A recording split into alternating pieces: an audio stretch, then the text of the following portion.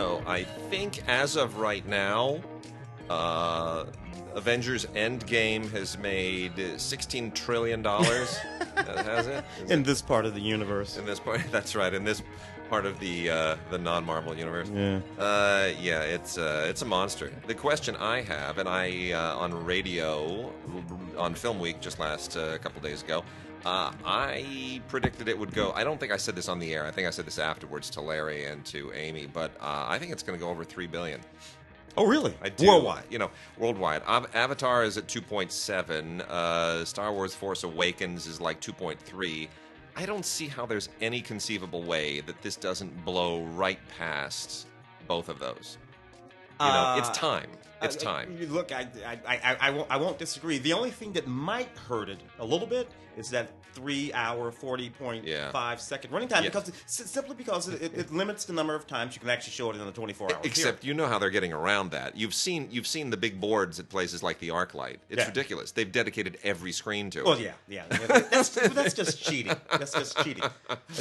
Well, and it's also because you think, my goodness, you've got 22 screens and 21 of them are showing Avengers, and the only one that isn't is showing Captain Marvel for people who need that last minute refresher.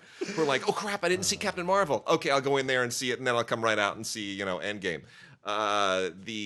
It's because everything else is just cleared out. It's clear they've cleared a wide berth. Nothing else. They got Shazam out a couple of weeks ahead, played out, though. so it could do its numbers and get out of the way. It's not losing any money to this. No. It made its money, and now it's out of there. Hellboy. Sorry guys, that just didn't happen. And there's nothing else big opening for several. Everyone really just wants to give it a wide berth. Yeah, they know they can't. I mean, and Disney's clogged up all the screens anyhow, so nobody has any chance to sort of sneak in there. I think week after next, by the third week, those screens will start getting released. But it's by then. I think it's going to be well over $2 billion after just 2 weeks. Yeah, and then it's easily going to go over $3 billion. I don't see how it doesn't. Now we're not going to give up any spoilers regarding. None. I mean, it's been out there for a minute. But I will say this about it. We both like this movie. Yes, we do. We both like this movie more or less for the same reasons. And the thing that we really like about it. Now, I think it's fair. We can say this. I'll say this. I'm warm and cold on these Marvel movies. The good ones are good, and the other ones are not. Stinky. Yeah. So I'm not one of these people who are just going to love this movie. So for me to say that I like this movie a lot. Yep. And this movie made me cry 3 times. I'm 5 or 6 for me. Even while I still think it's too long, I still think it's too. This is one disagreement that you and I have about it. But the very fact that I like this movie a lot, I think really speaks well of it. Yeah. Really, if I'm not inclined, folks, to be in this spot. The thing that I find most satisfying about it, and we have to remember that the screenwriters of this started on the Chronicles of Narnia movies, and they're returning to that a little bit in this. They didn't begin as action guys, right? Yeah. And we're talking about McFeely and Marcus, Christopher Marcus and Stephen McFeely. They didn't start as action guys. They started as storytelling guys, narrative guys. The Narnia films are not all about CGI battles and monsters. They're actually very they're character films. Those are allegories that were written with a very clear kind of spiritual intent by C.S. Lewis. So they bring all of that to this, and Endgame differs radically from Infinity War in that it's a completely different kind of film. Infinity War sets it up, but Infinity War is wall-to-wall action. It is wall-to-wall action building to an apocalyptic moment where all of that action has been futile. Mm-hmm. And if you're a normal Hollywood tentpole person, well, you turn this into a big old revenge movie. Yeah. It's like, all right, now we put it together and we get hopped up into a time machine, go back in time, and we kick Thanos' ass in the big old battle that lasts like 50 minutes, and then woohoo, fist pumping time. Yeah, you literally make the Empire Strikes Back, Revenge of the Jedi. Sure, and that is exactly what this film would have been in the hands of anybody else. But Kevin Feige, who on Friday on the radio I called the first executive auteur in movie history, he knows that's not what this is about. He is faithful to the comic tradition, and this thing winds up being, to the credit of Feige and to the screenwriters, Marcus and McFeely, it winds up being thoughtful, reflective, meditative, philosophical, Sure, it's got action, but it winds up actually having all of these very, very deep moments in it. And the best moments in that movie are when two actors are just sitting in a room talking to each other about something meaningful. Yeah. And there's no CGI and there's no nothing. It's really it's quite impressive. Well, a film about family, a film full of love stories.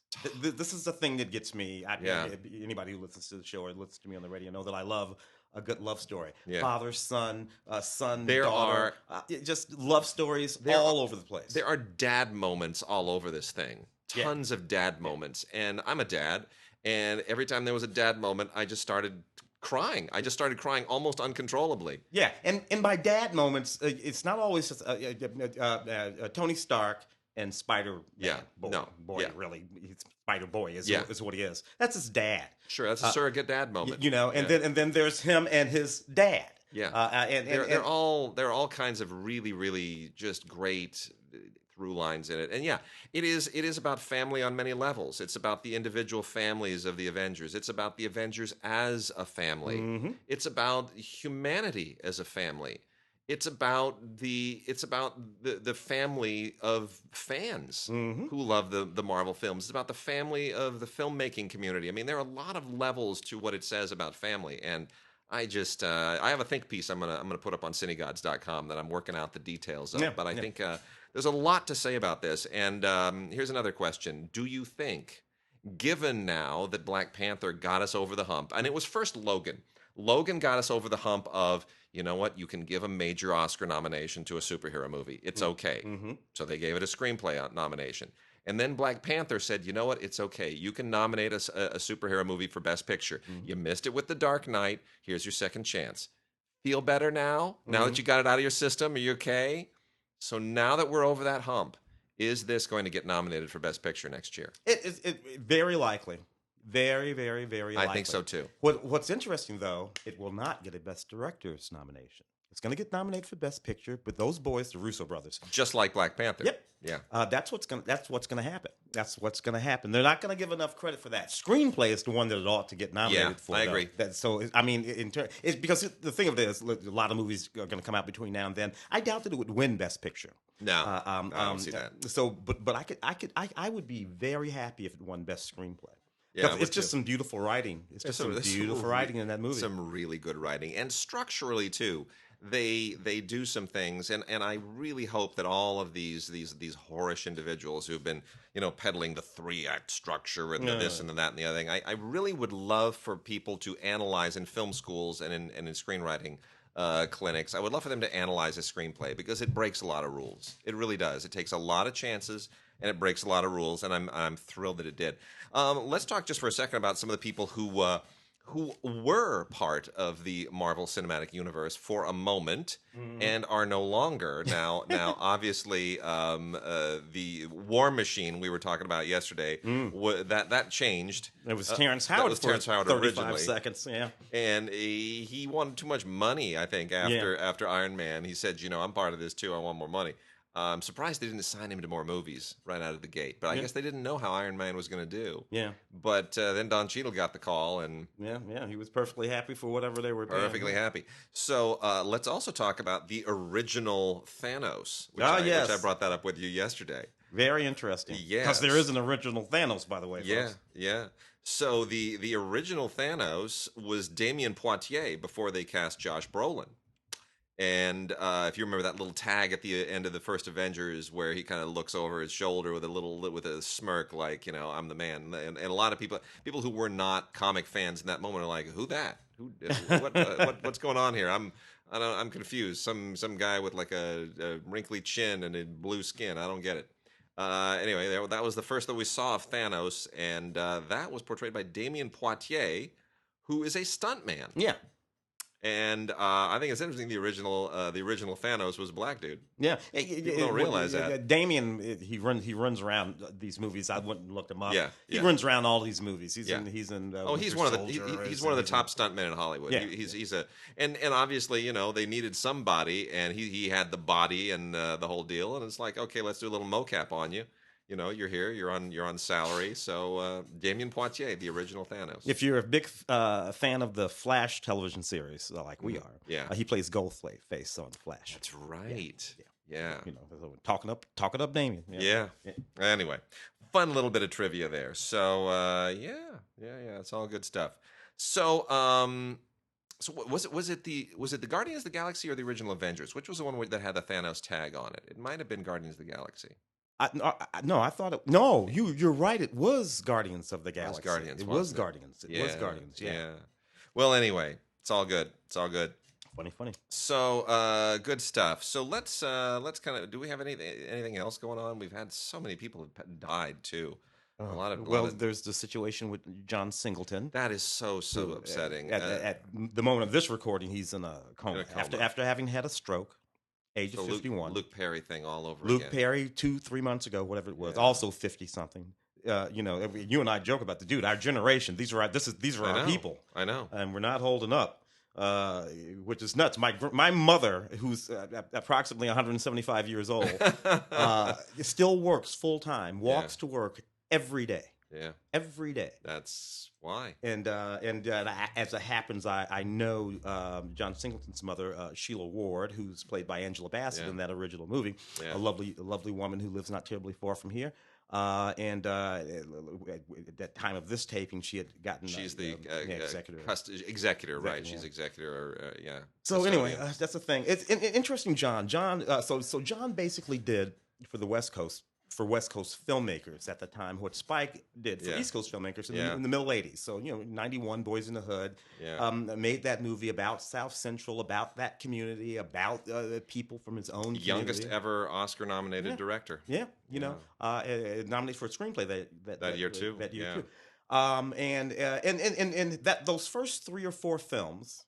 I refuse to talk about him in the past tense. I'm not going to do it. No. Those first 3 or 4 films, Higher Learning, Poetic Justice, Rosewood, were really, really powerful films. Not perfect films, but powerful films talking about all of these issues that were really, really, he's a little bit younger than me, so it was really interesting sort of watching him go.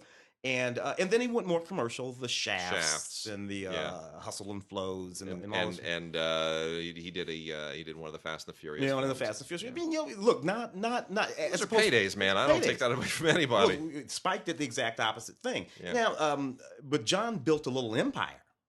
Doing that stuff, commercial. So if you look up John Singleton's IMDb, look under the executive producer credits and blow your mind at how many noted series and movies and everything else he did. He had his fingers in. He had his fingers in all that. And stuff. it was still and we're we certainly hope he makes a recovery. That there is something to be said for the power of medical science to take people out of these situations, but it is grim at the moment, and I hope it doesn't go south. But we are prepared for it. So very sad. Right. Well, let's get into it. I'm going to go through some kid vid here real quickly. Got a whole bunch of really interesting things for the kids. I have a daughter who is 6 years old in kindergarten, and the taste in kid vid is always changing. Excuse me. Nature Cat, and Mr. Hyde, Hide. That's a PBS Kids thing. We have, it's funny. This is one of those shows that she'll see a little commercial for, a little promo for, and go, "Have I ever seen that?" And obviously the answer is no. And the intimation of that is, maybe I should see that. Maybe you should show that to me. And there just aren't enough hours in the day because there is school.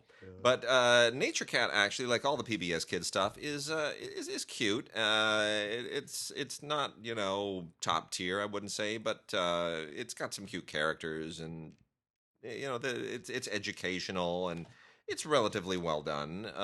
So I mean, I'm not why not? Sure. 20 Incredible Tales features over 4 hours of fun, also from PBS Kids. This is one of those potpourri things. It just combines a lot of different stuff together. Super Y and Wild Kratts, and there is a Nature Cat on here. Dinosaur Train, Daniel Tiger, Caillou Arthur, Ready Jet Go, Peg Plus Cat, Odd Squad, Word World. It's all on here. Just a whole bunch of stuff. This is basically to put on, let it run, and keep your kid occupied. The Super Y stuff is always really, really good. But what I like about this is it gives you a sampling of what's out there in PBS Kids. It's not expensive. If you just want something to sort of keep the kids busy and to see what they respond to, it's a great sampler. That way you're not spending money on a whole lot of different things.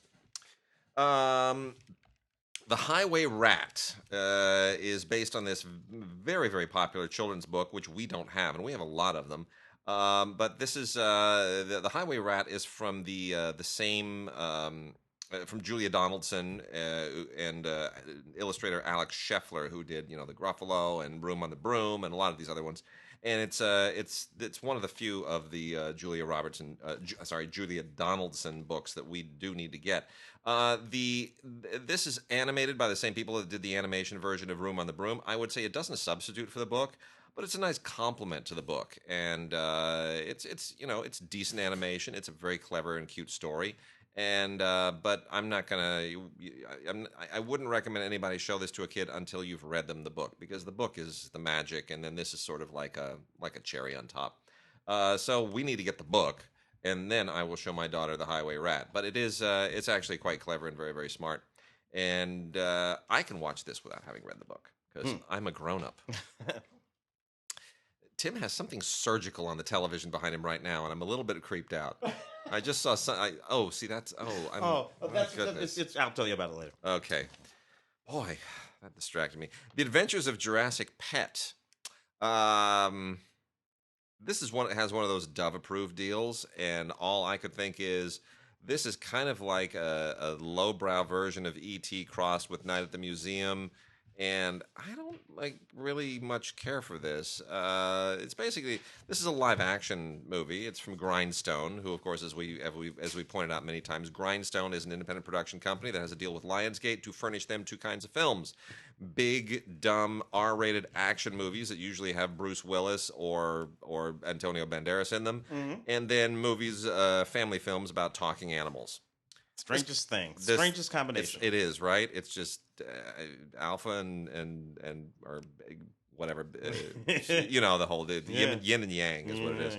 Yeah. So anyway, Grindstone did the Adventures of Jurassic Pet, and the idea here is a live action film about this teenager who comes across what he thinks is just like a souvenir egg of some kind. And guess what? It's actually a T-Rex egg, and he winds up being, daddy to a little baby T-Rex. Yeah. And it's just the strangest thing in the world. A movie about a boy and his T-Rex. It really doesn't work in any way whatsoever. But, power to Grindstone for thinking that they can. Some more from PBS Kid here. PBS Kids has Wild Kratts, The Briny Blue Sea, which is, Wild Kratts is one of the less interesting but more educational. I guess those things kind of go hand in hand. Yes, you do learn a lot about the ocean and animals and stuff here, and especially otters. But I can't say that I get super, super excited about this. It's a little bit like Dinosaur Train, It combines educational and animation in the same way. Ready, Jet, Go, Chasing the Sun. Not a big fan of this, but this has 8 different episodes, and there are kids that really, really love this. And this is all kind of astronomy education and solar system education, a little bit more kind of general science stuff. You learn about sunspots and the sun and orbits and things like that. So it's okay. It's manageable. I can tolerate it. We also have from the Cartoon Network, Craig of the Creek, Itch to Explore. This has never been on DVD before, and there are about 13 different episodes here. This is season 1, part 1. I wish they would do the whole season all at once so that people don't have to suffer through that splitting up stuff.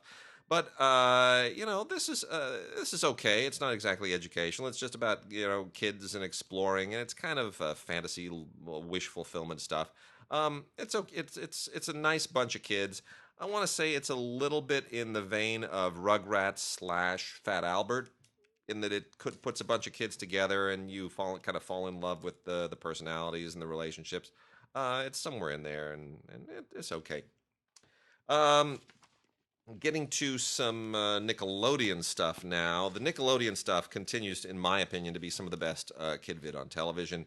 And that does not necessarily include this latest, very aggressively animated Mutant Ninja Turtle series. This is Rise of the Teenage Mutant Ninja Turtles, which has a really raw, aggressive, unusual Ren and Stimpy-ish kind of style to it. Maybe a little bit more like some of the stuff that Disney on the Disney Channel was doing, Kim Possible and stuff like that. Taking a little bit of a cue from Pokemon, maybe. This one is, it's a little bit too aggressively animated for my taste, but there are 7 episodes here. Rise of the Teenage Mutant Ninja Turtles for people who enjoy that. But here's the good Nickelodeon stuff. So Top Wing is delightful. This is Excellent Missions. EGG, excellent. Little pun there.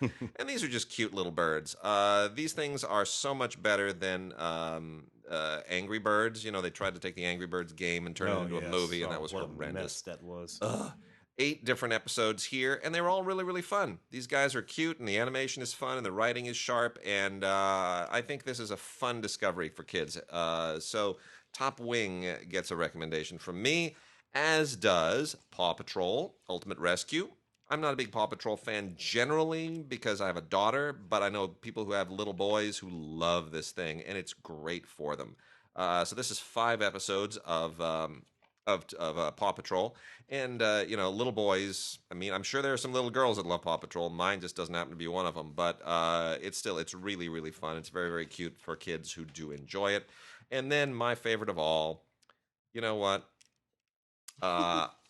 Shimmer and Shine are just the best. Now, this is a combination like the 20 different one for PBS Kids. This is called Meet the Baby Animals. So there's a little bit of everything here, but the best of them is Shimmer and Shine.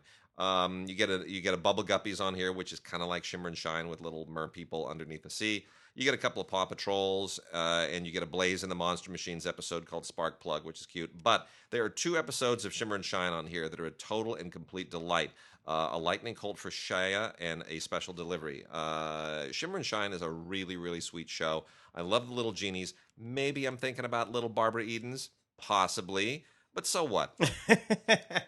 That's your problem, not mine. Not my problem. I don't see if there's a problem. I don't even see the problem. A couple of from LGBT cinema before we press on to the new business. Yeah. A little bit there. Sunburn, lovely movie by Vincent Alves Doe, who's building quite a canon of sort of gay cinema.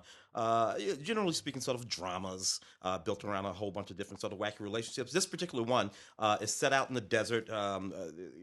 4 friends hanging out. They get a phone call. The phone call is from an ex of one of them from 10 years ago. Oh. And they want to come to dinner. That's never a good sign. That's never a good sign. But, it makes for an interesting sort of movie. It's a fairly smart and sexy little film. Portuguese with English subtitles. Guido offline. This is just a lovely little movie that I thoroughly enjoyed. It's really about this little boy. It's about the little boy and his father. His father picks him up, takes him out to the country where there's no internet service and no cell phone service, and this kid is going bananas. He has a crush on a girl back home.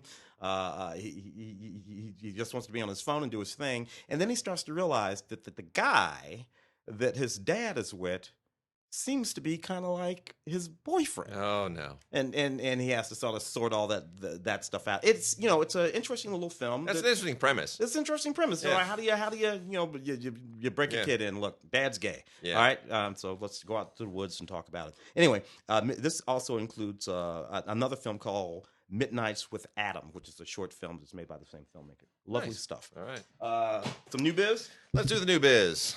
Yeah, I got all kinds of new stuff here. Actually, you do Destroyer because I know because we talked about her, Karen. Destroyer. We're getting so now we're in a little bit thin zone. Just so everybody knows, by the time we get into April and May, it's a little thinsville because we're getting the stuff that was released in theatrically in January and February, which, as everybody knows, is just horrendous. So we've kind of played out all of the Oscar season end of year stuff, but there are a few still trickling out, and one of them is Destroyer. From Karen Kusama. Karen Kusama, originally the director of Girl Fight. That was her big breakthrough. Great story with Girl Fight, too, because she was John Sayles' assistant wrote that script, and John Sayles, being unlike anybody else in Hollywood, did not say, "You're my assistant. What the hell are you doing writing? Don't you know your place?" He said, "I love this. Why don't you let me finance your directing debut so you don't have to be my assistant anymore?" Yeah. It's unheard of in this town. It's just, dude, It's unheard of. And John Sayles financed it and saw a pretty penny off it and elevated Karan Kusama to the wonderful career. It made Michelle Rodriguez's career. It did. That's right. That's 2000. That's almost 19 years ago. Yeah. All of that. And Karen, look her up. She works all the time. She did the first Aeon Flux. Yeah, it just works all the time. That's a pretty good movie too. The Destroyer's a really good film. The only problem I have with it is Nicole Kidman's makeup, which was clearly designed to make her as repulsive as possible. So we forget that she's Nicole Kidman. But it's a really they made this for less than $10 million. I think it was like $7 million they spent on this, and it is a really tough kind of Sidney Lumet style 70s era police action thriller drama. It's really right in that kind of Serpico-y vein. Yeah. And it's about a woman, a detective, a really grizzled detective played by Nicole Kidman who's been through hell, who has a drinking problem. She wakes up in her car. This is not your let's go into the station and be careful out there today kind of detective. She's a dark detective with a chip on her shoulder and a history. And then the question is, how did it get to this? And what are the events that transpired? And I won't fill in any of this because it takes a lot of really interesting narrative risks.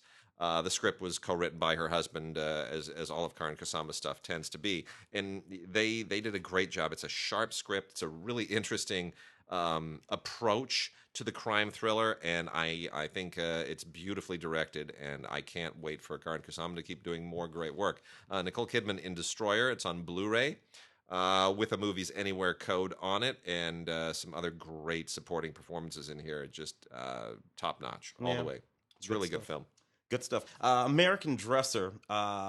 This is kind of film that when I read off the name Tom of the guys, Berenger. there's Tom Berenger, Keith David, Gina Gershon, Penelope Ann Miller, Jeff Fahey, Bruce Dern. all big names at a time. They're looking good and they're doing good work in this sort of a poignant and sweet film. It's about an old Vietnam vet played by Berenger, whose wife passes away. He's estranged from his daughters.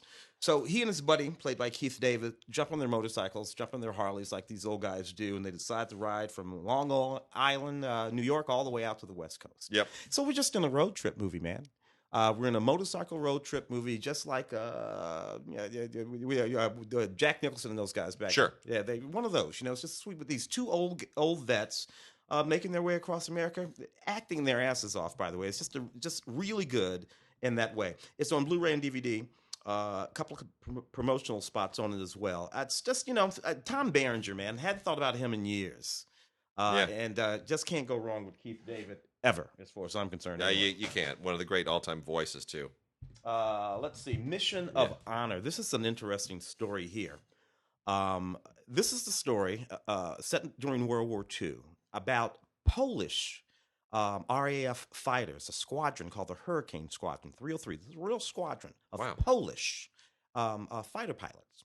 And basically what they were doing, obviously Poland was crushed fairly quickly by the Germans when they came in. Poland had only been a country for about 20 years. Before it was overrun by Germany. That's true. So what was really going on here is that these Polish RAF fighters were kind of fighting to maintain the notion that there was a country called Poland, because it could have very easily went away. Yeah. And there could have just been, once there was this, but they were fighting for that, to maintain the notion that there is a nation called Poland. Yeah. And it will be back. And it's really just a moving and poignant story about this squadron, the Hurricane Squadron. This is on Blu-ray. So many World War II stories still to come. That war created so many stories. Yeah.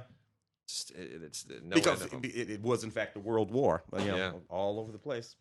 So the idea of changelings and fairies continues to permeate Irish folklore, has for forever. There are a whole bunch of movies that have dealt with this, and they come out every so often.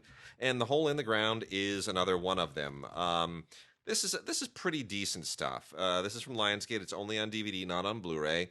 But if you like that whole kind of Celtic folkloric horror genre, you will probably thoroughly enjoy this. This is about a single mom and her son. They go to this. They've just moved to a new place in the pastoral Irish countryside. And as anybody who knows anything about Ireland, you don't want to take your children into the countryside because it's filled with fairies and they're going to kidnap your kid. It's just what happens in Ireland all the time, right? Mm-hmm. See? And sure enough, suddenly she begins to think that, when her son comes back after being missing, that's not my son anymore. What's going on here? And so begins the odyssey of trying to prove to everybody that your son isn't your son and your son is really some kind of a changeling, and there are evil fairies or aliens or whatever you want to call them that are lurking in the woods somewhere. And it's called The Hole in the Ground. And it is very well done. It's a genre film. It's straight up genre, but I thought it was really sharp. Mm. And here's another one over here. Yeah, explain this to me. So this film, Dragged Across the Concrete, right? Mel Gibson. Mark hates this film. Well, it's because it's terrible. Mel Gibson, but this is the thing. These are movie stars. These guys, Mel Gibson, Vince Vaughn, Michael Jai White, Jennifer Carpenter. Thomas Kretschmann, Don Johnson pops up in this movie. He's also in the Brawl in Cell Block 99, which was also a Vince. So what's going on here? Where have these guys gone? What are these movies? This did not get a theatrical release. I know. I didn't even know this existed until Mark saw it in Paris, and he emailed us, and he was saying, "Oh, this film is terrible." I was like, "What are you talking about? That Mel Gibson film with Vince Vaughn?" And I'm like, Mel Gibson? What are you talking about? What do you do you live in an alternate universe? What's going on? He's like, no, and then I found out that this got a theatrical release in Europe, like it's a major film, and went nowhere here, which is totally unusual. Yeah, and this guy who directed Bone Tomahawk. Yeah, and the Brawl in Cell Block 99, which did get a theatrical release, which was in the running for our awards discussion. I mean, that popped up every few minutes for various categories. Yeah. Anyway, this movie is about a couple of cops. The old timer Mel Gibson, his partner Vince Vaughn. They get caught on video, messing some people up pretty bad and get suspended. It's a bad scene. So they decide to go into the they're broke, is what they are. Yeah. And they decide to go into the underworld to try to make some money, and they stumble across some stuff they weren't thinking they were going to stumble across. There was a time when films like this sort of worked as theatrical releases. I think we may be past that here now. At best, I think these kind of films are going to be streaming movies. Yep. I'm almost certain of it. Yep, for sure. So here we got this was one of the films that got released early part of the year. I covered this on radio at the time, and it was one of the more competent, but still not terribly good, early January releases. Crap usually comes out in January. So you're always surprised when something is competent. Adam Robitel directed Escape Room. And really, the best thing about it is the direction. There's some very, very clever and sharp direction in this thing. I like that. The young lady, she's in our favorite Taylor Russell. Taylor Russell from Lost in Space. That's right. Yeah, nuts about her. So here's the thing about Escape Room. So Escape Room, I didn't even know these things existed. There are apparently for the idle rich, or for even just the idle millennial gamesters, if you get sick and tired of your video games, you can go to a thing called an escape room, which is some kind of a deal where you go with other people and it's like a live room video game. You're in this room and you have to escape, and there are clues in the room, and you and everybody else have to figure out, is there a little note there? Maybe that's a clue, and you got to put it all together, and you go through, you figure your way out of this. And there are this is a thing apparently. So somebody, of course, had a very smart idea and said, why don't we do a horror movie called Escape Room, where it's a series of really elaborate escape rooms and people actually die, and it winds up being, it winds up being sort of like a more elaborate version of Saw, right? That's kind of what they were going for. It is an interesting conceit. There have been a number of independent films that go into this exact same place. One of them, relatively recently, was written by James Gunn, the very controversial, or hopefully not too controversial, director of the Guardians of the Galaxy movies. And he wrote the Belko Experiment in 2016, which is more or less the same kind of thing. It's not about an escape room, but it's about a bunch of people who work in an apartment or in an office building in Colombia or something, and then they find out that it's not really a thing. They're supposed to, do this this Agatha Christie deal and start killing each other to see who actually survives. It's testing your primal instincts. So it's a little bit of Saw, it's a little bit of And Then There Were None, right? It's that kind of vibe going. So a bunch of people find themselves in an escape room because they think they're going to make some money, and they were all invited through some little mysterious invitation.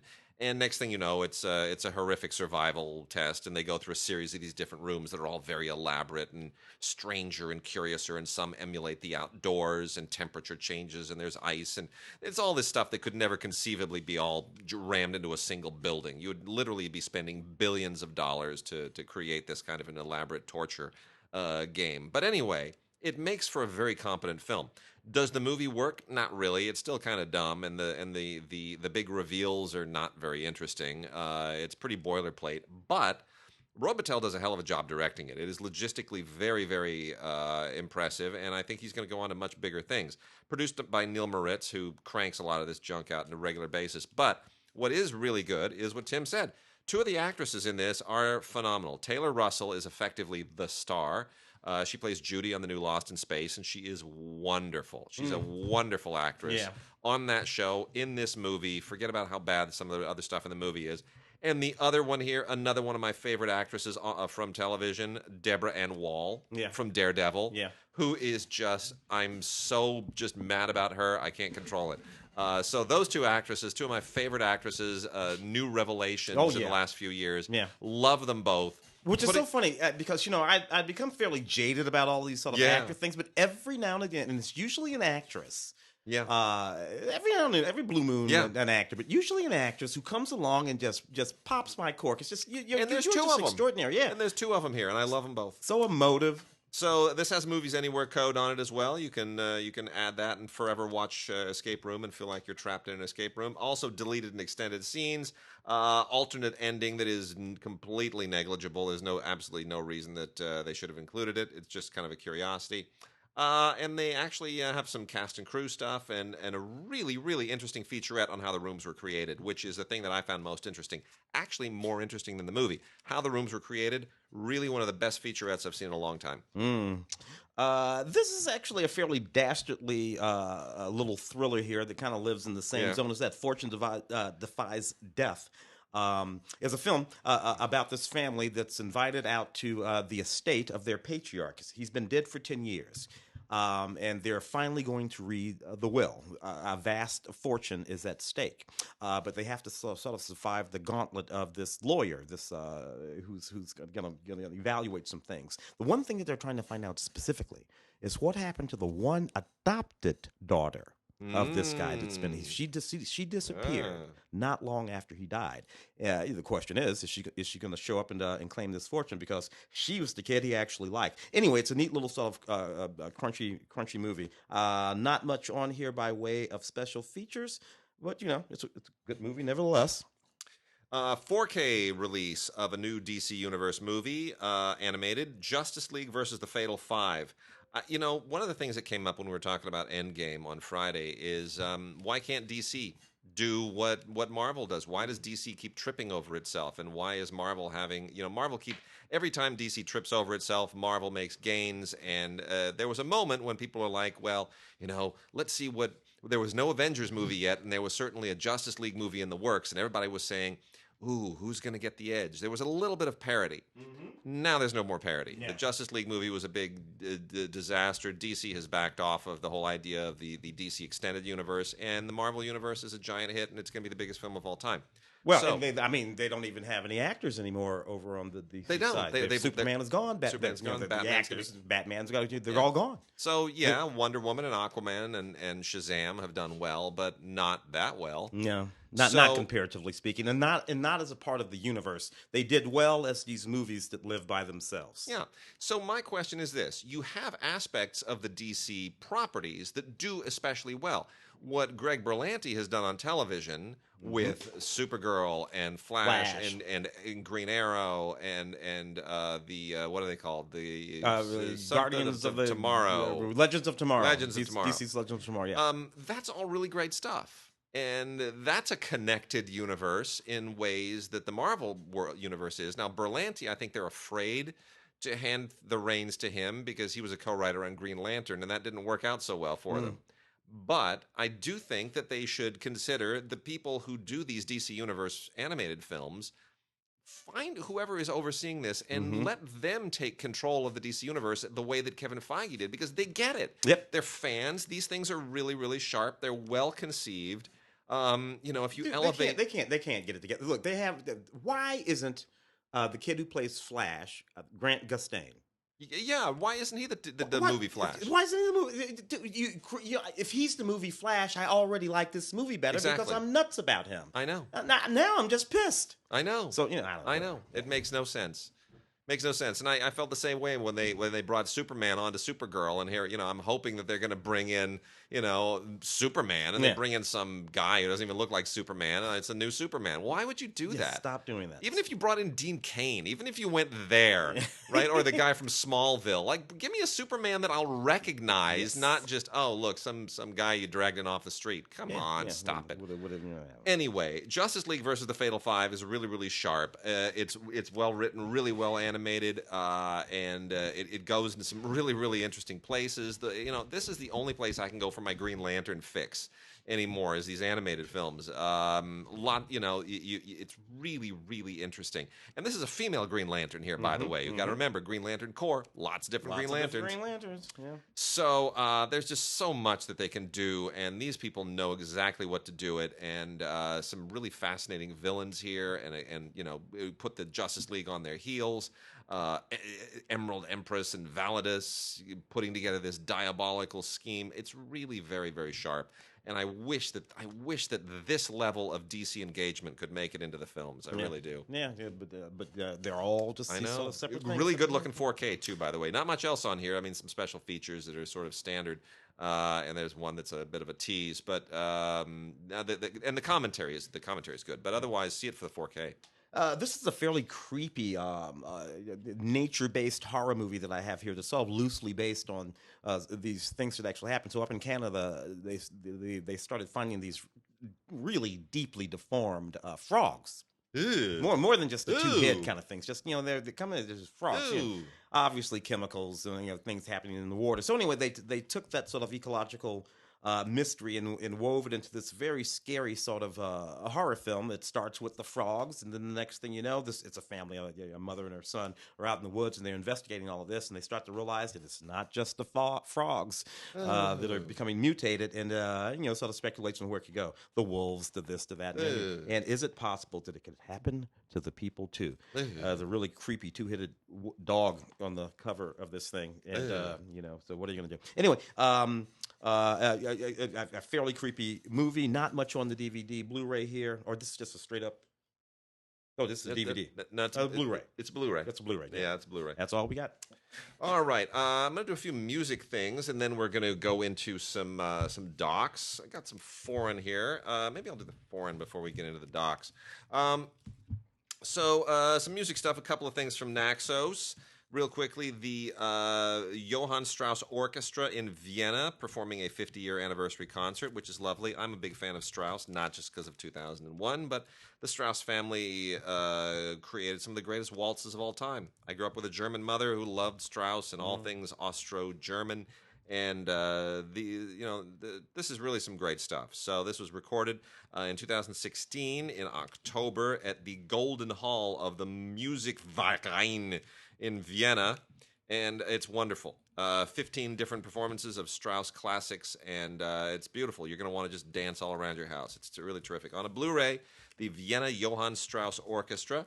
And then there is also Lessons in Love and Violence, which is an opera with music by George Benjamin and text by Martin Krimp. This is a modern opera performed at the Royal Opera House in London. Directed by Katie Mitchell, and it's okay. Modern operas are not my favorite thing, but these are the guys who wrote an opera called Written on Skin.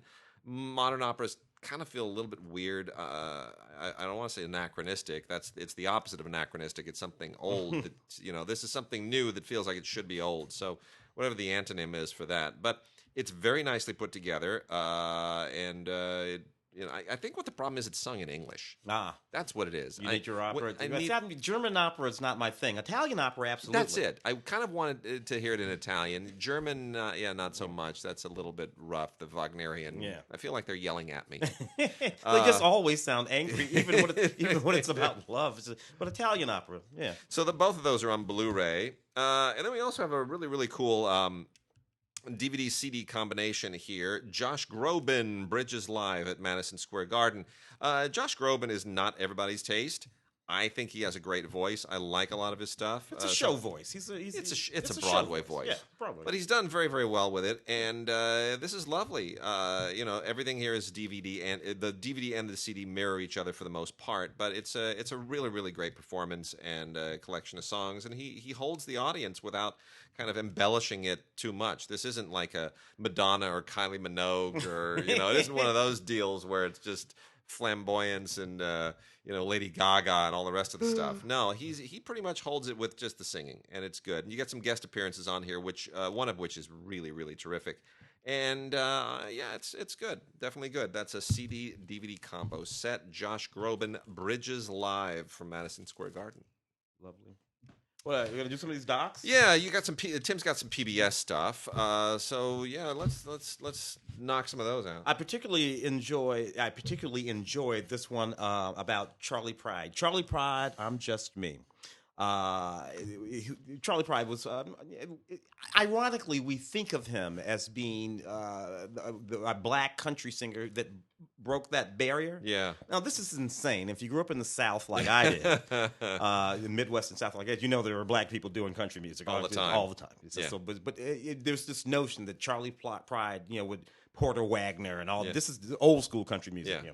That was the only one. He was not the only one. Yeah. Nevertheless, he's Charlie Pride, and he was wonderful. Charlie Pride. I love Charlie Pride stuff. And this is one of those. There are certain country voices that I grew up with, and I've never been a huge fan of country, but in the pre-Garth Brooks era, Garth Brooks was the guy that made it okay for people who didn't like country to like country, because dude, he's like on the stage and he's bashing guitars. Got that black hat. He's got that. Yeah, he's got a thing going, real country thing. But there are certain voices that just they're like velvet, and they just go right to your soul. And Charlie Pride had one of them. Conway Twitty had one of them. There are just certain voices that are just really smooth, and I love Charlie Pride. And such a sweet man too, just a really wonderful, sweet man. That's great. But yeah, the star who broke country music's Colorberry. I guess it's a good. It's a hook. It's a hook. It's just not true. No. There are actually, generally speaking, there have never been any color barriers in music in the United States of America. It's true. Generally speaking, not in jazz, not even hip hop. Not hip hop. I'm sorry, these things have always been just as anyway. Yeah. Decoding the Great Pyramids. This one is about the Great Pyramid at Giza, one of the last surviving wonders of the ancient world. The pharaoh Khufu's tomb is in this particular pyramid. And to this day, we have not been able to figure out how that tomb is so precisely set up and measured to align with stars and all kinds of crap. They had none of the surveying tools that we had back then. It's just absolutely. So this sort of looks at all of that and considers it from an engineering standpoint and point of view. It's not really about anything mystical or anything like that. But it's just really interesting stuff that I thoroughly enjoyed. This one is mostly from WGB out of Boston, PBS documentary on Nova, part of the Nova series. Yeah. You want to knock off one of those? Yeah, I got a couple here real quick. Both of them kind of living in the same general place. From First Run Features is Anote's Arc by Mathieu Ritz, Rytz. Interesting spelling for the French director's name. This is a brisk 77-minute long but very, very interesting doc about the island nation of Kiribati, which is one of the places where climate change is not a debate necessarily. Mm-hmm. There are all kinds of debates about who's causing it and what's causing it and how much and how, where, and this and the other thing, and it gets all into but 75% of scientists, but no, and climate deniers, and then the people in London who've been running around like the woman glued her breasts to the pavement in a climate protest. We're getting into just really weird place now. But Kiribati quite literally has been seeing the ocean levels rise around them. Mm-hmm. Who's causing it? What's causing it? Doesn't matter to them. All they know is it's happening, and they have to deal with it. And that may mean literally leaving the island and going somewhere else and seeing their entire many thousand-year-old culture ripped apart as they become refugees, effectively environmental refugees around the world. It's a really, really interesting look at this fascinating culture and this dilemma, and people who have just lived kind of on the edge of civilization for thousands of years and like a paradise until it's threatened with not being there anymore. So it's a really it's interesting, and the title Anote's arc comes from the name of the president. Anote Tong is the president of Kiribati. So Anote's arc is the documentary. It's quite good. It's very, very well done. And then Piripkura, the last two survivors. This is about a tribe in Brazil, and the last two members of this tribe. Brazilian tribes in the Amazons have sort of been endangered for many, many generations. There is an ethical question as to, are you helping these indigenous people by kind of isolating them and letting them live as they have for thousands of years and continue to be primitive, or is that really doing them a disservice? Would they be better served by somebody coming into the jungle and saying, you could have running water and go to college? Does that kill something? Are you really helping them by not giving them that choice? There are some really interesting questions around that, but it doesn't go into all of those tangents here, but you're certainly led to consider some of them, and it's a really interesting collection of dilemmas here. With beautiful photography of the rainforest, and it is, I mean, 1989 is the first time that this tribe was contacted, and they have to renew the status every 2 years as to whether you're going to continue to protect them. So it's a lot of really interesting ethical questions here, and a lot of problems, obviously, in Brazil that we don't consider here because this is not necessarily. Yeah, and a part lot of of that politics. has to do with the fact that there are corporations and very powerful people that want that land. That's true. And the resources on that land, and are not particularly concerned with those people at all. Living volcanoes. This is absolutely fascinating. PBS nature doc. There are volcanoes all over Earth. Most of them are alive, and they're becoming more and more active. Around the world today, about 30 volcanoes erupt every day. We don't hear about it much unless it's one of those big ones, that big crazy one that erupted in Europe. Yeah. Or they're in some populated, or around some populated area. But the fact of the matter is some 30 volcanoes erupt every single day on Earth. I know. It's happening. It's crazy. It's all the time. Now, the thing about a volcano is this. They're supposed to erupt. They're not doing anything. We think of them as this horrible. No, this is the way Earth is actually made. Volcanoes make Earth, terra firma. That's what we're made out of. I hate to put it this way, but, when nature calls for people and for the Earth. Yep, that's it. It's got to get rid of that stuff somehow. That's it. What it means is we have to start thinking about that crazy eruption that was in Hawaii a couple of years ago that just ran on for days. People in their homes are like, why are you home? Why did you build a house on the volcano? In a lava flow. And I remember Mount St. Helens. I was in the Air Force when that happened. Yeah. Only one person was killed when Mount St. Helens erupted here, Washington State, right? Yeah. And that was just, I was just like, really? A volcano erupted here in the United States of America? Yeah. And it wasn't like the eruptions are different. Mount St. Helens was an explosion. It was an explosive eruption. That blew the whole top right off of that thing. Steam. Literally almost like a cartoon volcano eruption. It was like 300 feet shorter after the eruption. Yeah, mini volcanoes sort of like blow out the side, and it's like a lava kind of flow thing that happens. So it's very interesting, man. Watching that. Homo Spacious is another PBS doc that we're looking at. This one is simply asking the question whether or not human beings will be able to adapt our actual physical selves such that we will be able to travel in space for long periods of time to get to places like Mars. There is a manned Mars missions planned for about 30 years from now. Yeah. And there are all sorts of calculations that has to be done. There are those two twin astronauts, Mark something and his brother. Mm-hmm. And one of them spent about a year on that space station out there. And they did that thing of where they measured them both in all of these different sort of spots to see what. And there were all kinds of differences that happened. Brain size, their actual physical body. One of them, the one who was in space, got shorter. Yeah. And most of these things we could recover from, though. So it's a very, very interesting sort of question, scientific question here. Will human beings actually be able to venture out into space, in that sort of Star Trek kind of way? Or is this something that the human body is simply not made for? Or will the human body adapt eventually to be able to travel out in space for long periods of time? So all of these things are possibilities, and I find it absolutely fascinating, every bit of it. That's great stuff.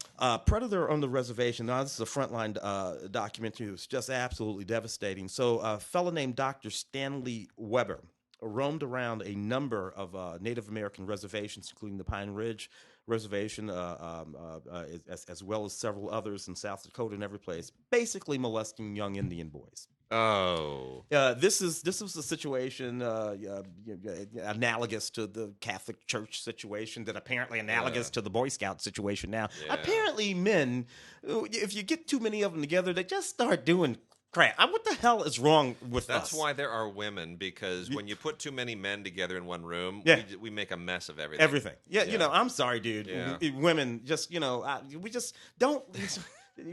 Just let the women run every damn thing, as far as I'm concerned. Anyway, this is a devastating document. It's only about 60 minutes long, but what's really devastating about this is that everyone was talking about this guy, Dr. Stanley Weber. I know. Everyone was saying that this guy is roaming around. Yet 30 years. Some of it has to do with the fact that it was happening on Native American reservations. So anyway, PBS, Predator on the Reservation. Got a bunch of really cool docs here, too. Never Ending Man, Hayao Miyazaki. We were so privileged to have given the great Hayao Miyazaki our Career Achievement Award by the LA Film Critics Association this last year. And it's timely, because this documentary recently came out about him and his extraordinary career. And it's a beautiful, beautiful doc. I wish it was longer. I wish this thing was like 2 or 3 times as long. It's a beautiful, beautiful look at a guy who has had, it's only 70 minutes long. It could easily be 3 hours long, and it still wouldn't even scratch the surface of his contributions to animation. He is known certainly as the greatest practitioner of anime ever. Anime is the school of Japanese animation, but it gets into more than that. It's about his philosophy of life, and about his announced retirement over and over, which never seems to really happen. And it really is. It's a look also at Japanese culture as filtered through one of its most iconic artists, and it's just wonderful. It's a look inside the creative process of a very, very distinctive artist, and it's wonderful. It's absolutely wonderful just to see him drawing. Is such a joy. We see the result of it so often, but to actually see him doing it, it's like witnessing Walt Disney all over again. It's a beautiful film. It's on Blu-ray and DVD from Shout, and I just can't say enough about it. We also have a very, very disturbing documentary here on Blu-ray only, and I don't really know how I feel about this. It's well done, I guess. It's from Magnolia. It's called Tickled. The tagline, it's not what you think. Yeah. So here's what's going on here. This is just so freaking weird. The documentary filmmaker here, and there are 2 of them. There are 2 directors, David Farrier and Dylan Reeve. But David Farrier is the one who really kind of discovered this. And he saw something when he was just surfing the web about competitive tickling. And he thought, like, literally competitive endurance tickling. And he thought, what the hell is that? Who's competing, the tickled or the tickler? Yeah, so he just decided to inquire about this and opened up a whole weird, disturbing world that I kind of wish had been left underneath the rock, because I didn't need to know about this.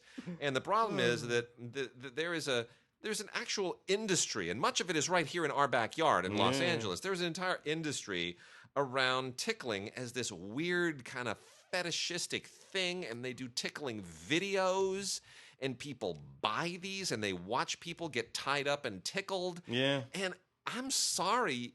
You people are weird. Yeah. I try to be as broad-minded as I possibly can. And you got way too much time. I draw a line in some places, and this has got to stop. Pull yourself together, people. But you know what? Not as freaky as those bronies. No, that's that. But the thing is, this even gets darker than you think. Like, even at the point when you go, this tickling stuff is weird, then it gets criminal. Then it actually gets criminal, and you go, I'm sorry, how much lower into the pit are we going to get with this stuff? This is crazy. Yeah. This is like watching a hardcore with George C. Scott all over again. My goodness. This is, just, I don't need to, it's got to stop somewhere. It goes into a very strange place. Tickled, a documentary, you have no idea that it's going to go there. The Long Shadow is a really, really good film. This was the Mill Valley Film Festival. And this is...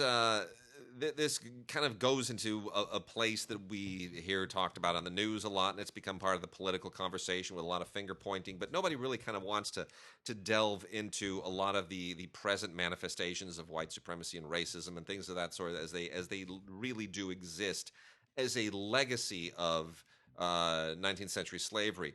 And so you have two filmmakers here, both of them Southern-born white filmmakers who decide that they want to try to examine this from their particular point of view. And so they go deep into the South and into a lot of the institutions, the political institutions, to see if there is still, where the residue of the Civil War and the pre-emancipation, pre-Reconstruction mindset still lives. And a lot of fascinating stories that they find, and a lot of very disturbing stuff, and a lot of encouraging stuff, too. So it's a really, really interesting socio-economic exploration. It's an odyssey of sorts, like a philosophical odyssey, but it's very, very good, and could easily have been longer as well. But, I like movies that are longer. Yeah. Tim wants Avengers to be shorter. I want it to be longer. Anyway, 87 minutes long, from Passion River. The documentary is The Long Shadow by Francis Causey. Interesting. Target St. Louis, which I'm from St. Louis. This is your backyard. You know this is stuff. My backyard, and I grew up, during this period when this was actually happening. This that I am talking about is the U.S. Army. We all know about the Tuskegee experiment. Sure. That sort of thing happened all over the nation, generally speaking, in minority communities, sometimes Latino communities, mostly black communities, often in the South. Many of them we do not hear about it. One of them was a history of secret testing that the U.S. Army did with aerosol radiation tests. Yeah. On the poor black neighborhoods in St. Louis, North County, St. Louis, where I grew up and lived my entire life. They were doing this across my entire childhood. Aerosol radiation tests. It caused all kinds of havoc in the community. Cancer rates in that community were insane back then. Gigantic keloids that would form on people's faces. I mean, it was just... Anyway, this is the reason why sometimes we run into the problem of folks trusting the government. So right now, we're involved in a measles outbreak. In the United States. At UCLA. At UCLA, where I went to school, yeah. And why? Well, we're involved in the measles outbreak because people stopped vaccinating. Lost our herd, what do you call it? Herd immunity. Why? Because there was a belief, because the government, why? Because of things like this. Yeah. And Tuskegee. Yeah. The connections are made where they shouldn't be. Yeah. But nevertheless, it creates the problem that gives us measles right now. So these horrible tests in St. Louis are why somebody got measles at UCLA a couple of days ago. It's unbelievable, and why we've got outbreaks of typhus and things like that downtown LA. It's true. Anyway, fantastic film, only 67 minutes long. The director's a young man from St. Louis named Sean Slater, who I happen to know. Terrific. Learning to see the world of insects. So I first became interested in insects. By the way, let me just go off tangent a little bit. I posted this on Facebook. Speaking of insects. This quote-unquote professor at Oxford, did you see this? Mm-mm. There's a professor at Oxford, a Korean professor at Oxford, who apparently wrote a book in Korean, but somebody translated it, and now everybody's like, what are you? Where he thinks that the Earth is presently, we've been invaded by aliens, and that there are 4 different types of aliens who are interbreeding with us. This is why climate change is so essential, because it's threatening their survival. That's why they're interbreeding with us. And that there are 4 different types, and one of them is very reptilian, and another kind is very insect-like, and they are the ones who give orders to the other 3. Mm-hmm. This is so wacky. Do you realize that is the plot? This man teaches classes. That is the plot. That is the plot line of the Enterprise series in which Scott Bakula played the captain. Yeah. That's the plot. There are insectoids and there's a plot over there. So I don't know whether he's got stuck in that or what, but this is a little, oh my God. Anyway, though, apart from all that insect stuff, when I was a scout, when I was once in scouting, I remember got my etymology merit badge, and I collected insects that would disgust me now, and I'm, putting pins through the butterflies and the mantis and all the whatever it was that I was finding, cockroaches, who knows what. And my mother helped me a lot at the time, and it was good. I was very proud of my insect collection, and all of that came swarming back. Very good. When I watched the special edition of Learning to See the World of Insects by Jake Ullman. And this was a really cool South by Southwest documentary a few years back. And this is on Blu-ray. It's spectacular photography of the insect world, really beautifully done. Most of the nature documentaries that we get now, even the stuff out of PBS, they don't go into insects because people think insects are icky. But Ullman does not, and he goes right into the the Amazon rainforest, where insects are certainly bigger and gnarlier than anywhere else. And it just gives us a look at this amazing world. It's a totally different world. The world that they inhabit is not the world that we inhabit. And it really is just wonderful and beautiful and thoughtful on so many different levels. And it's really, really great.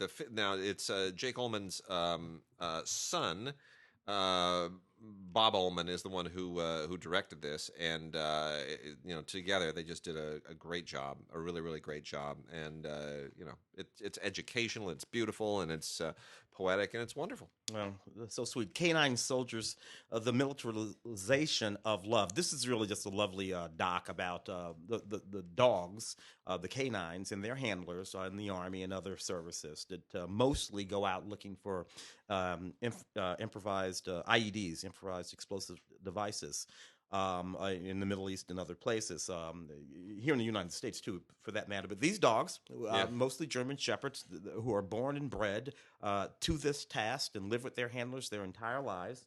And they're just brilliant. The film also goes into just sort of like how humans and canines sort of came up together, and why we have that particular sort of bond that we have with dogs. It's really just a lovely film about soldiers and their dogs. So we got a documentary here called Eating Animals by a filmmaker named Christopher Quinn, produced and narrated by Natalie Portman. This was a Telluride a couple of years ago. And what this is based on the book by Jonathan Safran IV, which is all about why we should all go out and just start slaughtering as many animals as possible and just eating them raw and live. And it's a beautiful, and I'm so glad that Natalie Portman is on board with that, because I really like the idea of slaughtering animals. I am, of course, joking. This is about the environmental impact of meat eating.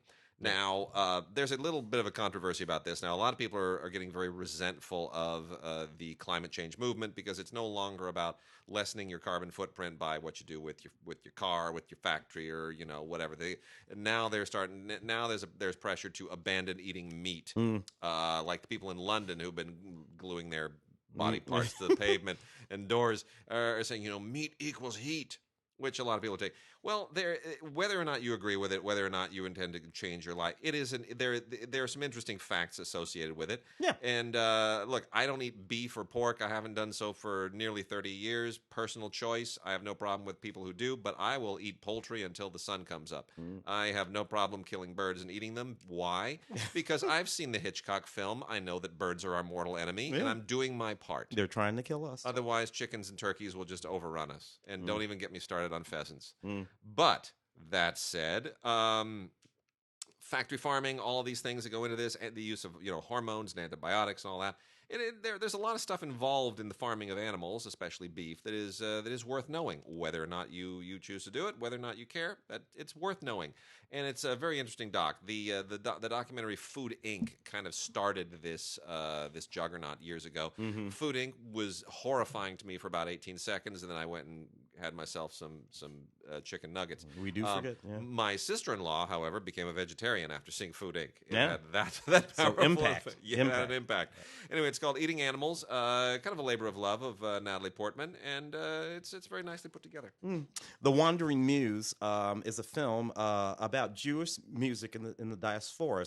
It basically follows these performers of Jewish music all around the world as they perform all of this absolutely extraordinary and beautiful music. Much of which is highly religious and uplifting. Some of which tells stories. Others of which is just funny and sweet. It's really, really just a lovely, lovely film. The Wandering Muse. Also have Donna Haraway, Storytelling for Earthly Survival. So Donna Haraway is one of a number of very noted feminist thinkers and writers who has her own obviously very interesting ideas of all kinds of things, everything from technology to history and on and on and on. And this is basically just a very simple documentary that lets her talk about all of her favorite topics, everything from sex to history and society and the role of men and women in technology and on and on and on. It's she has an opinion about just about everything. You know what? You may or may not agree, but she is passionate about what she thinks and she makes her case. And if you walk away, you can at least be able to talk about her in company with people who may or may not know about her. So this is from Icarus Films Home Video, just a portrait of a very interesting current thinker, and it's worth checking out. She's got a lot of very strong opinions, this lady. Interesting stuff. The Bauhaus movement, which was a sort of architectural designed aesthetic movement begun in 1919, is 100 years old. And this documentary, The Bauhaus Spirit, 100 Years of Bauhaus, explores that long and fascinating history. The Bauhaus movement actually had a lot to do with functionality. It had to do with creating things that were beautiful and designed well, but worked well, too. And I know you know a lot about this. No, I don't actually. This is why I'm laughing. I'm laughing here while Tim's talking about this because I'm such an idiot.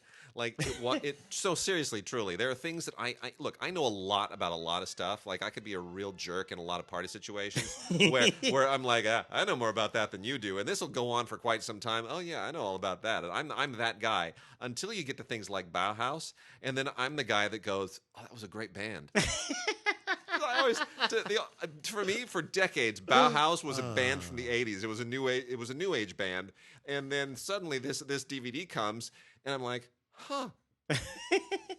What's funny is that band was engaged in Bauhausian. Exactly. It's hysterical. So it's really, really cool. Anyway, but when you look at the world and you see a whole lot of clean lines, much adornment gone, you're looking at Bauhaus. It's fascinating. You're looking at the work of Walter Gropius. I feel like a whole new universe just opened up to me. I've got to learn about this. It's really, really neat stuff. This is a wonderful documentary about that history and what it has meant in terms of the world of design. You've never flown on any airplane that wasn't wholly and completely designed in the Bauhaus. It's necessary for airplanes to work that way. So interesting. Yeah, as opposed to how ornate things. Think about the Victorian period. Yeah. And all the flowers. And Bauhaus is the exact opposite of all of that. Fascinating. Coming out of all of that. Among Wolves, a documentary by Sean Convey, was a big deal at a lot of festivals. This really made the rounds for quite some time. Beautifully shot film more than anything else. Very poetic in all kinds of ways, and that's unusual because this is a documentary about a biker club. And not just any biker club, but a biker club that grew out of the Bosnian War. And it's kind of an allegory in some ways. What it is it wants to look at all kinds of social upheaval, especially European social upheaval and ethnic upheaval. And it chooses this particular group of people in this moment, in this style of filmmaking, as the prism through which to analyze it. And like any smart documentary about this, it does not necessarily go where you think that it's going to go. Where it goes is to a herd of wild horses, and it's this intersection between these people and these animals and this place and this time, and it just kind of comes to this really, really evocative way of looking at human nature and history, and that may sound utterly bizarre and impossible to reconcile, but it really is a completely unusual film, entirely in the Bosnian language. It's about an hour and a half long, but really a fascinating journey, and it doesn't go where you think that it's going to go. You just have no idea where this is going to go. It's really, really interesting. It's very smart. This is a very moving film, documentary about a young woman named Kara Tippett. Kara Tippett was a fairly noted blogger, about all kinds of things. Young woman with a husband and a child developed breast cancer. And it became fairly obvious that it was going to be terminal. And she just kept working and engaging in life and documenting that entire process with an eye toward not being particularly melancholy about all of it. Her notion was that she just wanted to sort of like leave a legacy of joy and love and have everyone who remembers her think about her like that rather than in any other way. And this is just a lovely doc about that. It features Anne Voskamp, who was a mentor of hers, and Joni Erickson Tada, another friend of hers, very, very close friend of hers. So this is a movie that's about a scary subject, but it's about how you can deal with that scary subject without the fear being the overwhelming thing, and letting something else intervene. So lovely. The Long Goodbye, the Kara Tippetts story. Really interesting couple of films here. This is Imaginary Feasts and Mina's Recipe Book, Terrorism, 1944, by filmmaker Anne Georget. This is the last thing we're talking about today on the show. This is so interesting. This is about food and recipes as protest, as representative of the human spirit. It's really amazing. Particularly all the Yiddish recipes, Jewish recipes, and food, physically written out by people in concentration camps as they were in these concentration camps. It's fantastic. So this is all about the people who, and not just concentration camps, but gulags and Japanese prison camps, and all, the practice of using recipes as a way of sort of preserving your humanity and sharing it with others and passing it on. And that's extraordinary. That's the subject of Imaginary Feasts. And then Mina's Recipe Book specifically focuses on one of those in particular. This is written by a woman when she was in Terezin in Czechoslovakia, a Nazi concentration camp, and what those recipes meant, what they represented. And you know, it's funny because a lot of this stuff is food that I would never eat. Yeah. But for some reason, I want to eat it. Like I want to make it. Once you know the story behind them, you go, "Oh my gosh, that's so important. I want to honor this woman by making that dish, even though I would never want sausage prepared that way. But damn it, I'm going to do it. I'm going to honor her." Really, really interesting. So those two films here together, and they're both short. You know, Mina's Recipe Book's only 45 minutes. Imaginary Feast is 70 minutes. It's a little over 2 hours between the two. Not even 2 hours, really. It's just about 2 hours. So, really good. Imaginary Feasts and Mina's Recipe Book. Did the festival rounds, too. Those were at the Toronto Jewish Film Festival and the Berlin International Film Festival, among others. So, Imaginary Feasts and Mina's Recipe Book, Terezin, 1944. Good job, Anne Georget. So with that, we are done this week, and we will be back next week. Still no resolution to the ongoing WGA ATA battle, but you know, they say that could go on for years. I don't think it'll go on for years. Months. And what do we mean by resolution? I mean, the WGA told their membership, fire your agents at these agencies. A good many of them have. Yeah. What else is there to do? I don't know. I mean, the agencies are mad and suing, of course, but the thing itself has happened, has it not? It has. So now, I mean, I guess the question is, will there be a resolution? And who knows? Yeah, because I'm just not sure if I'm the WGA that I do. Yeah. If I'm looking at those big agencies, we're not doing anything. No. We've told our membership what to do. The ones who want to maintain their membership with us are going to fire you, and that's it. And you can go be mad and talk to the judge, but there it is. That's it. It's over. All right. We'll see you next week. Bye.